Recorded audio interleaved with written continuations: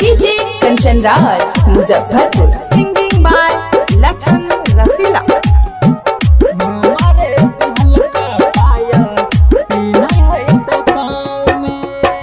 हमारे दिहल का पायल पीनै होते पाँव में। हमारे दिहल का पायल पीनै होते पाँव में। जान हमर कानत होते पियावा के गाम में। हमारे दिहल का पायल पीनै होते पाँव में।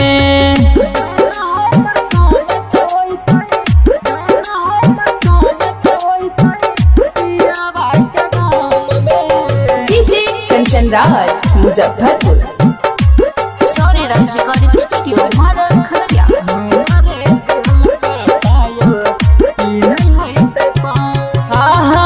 लागई होई त काटा ओकरा फूलवा के सेज रे।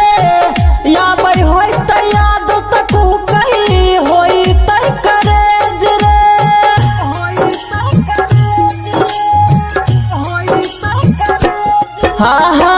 लागई होई त काटा ओकरा फूलवा के सेज रे। याबै होई त याद तक कही होई त करेज रे।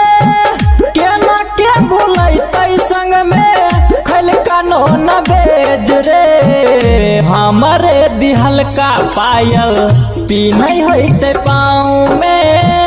जान हमर कानक होते पियावा के गाम में। हमारे दिहल का पायल पीनै होते पाँव में।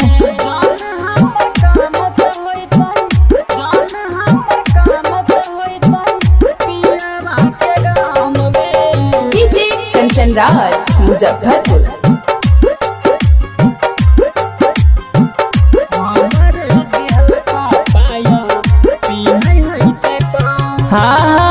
सैया प्रधान के संग में होई तै न खुश रे। लक्षण रसील के याद में होई तै उझूस रे।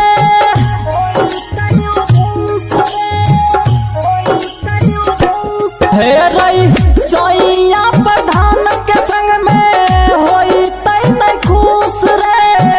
लक्षण रसील के याद में होई तै उझूस रे।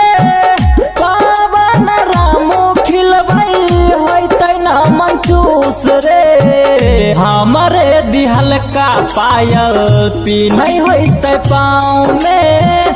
जान हमर कानक होते पियावा के गाम में। हमारे दिहल का पायल पीनै होते पाँव में।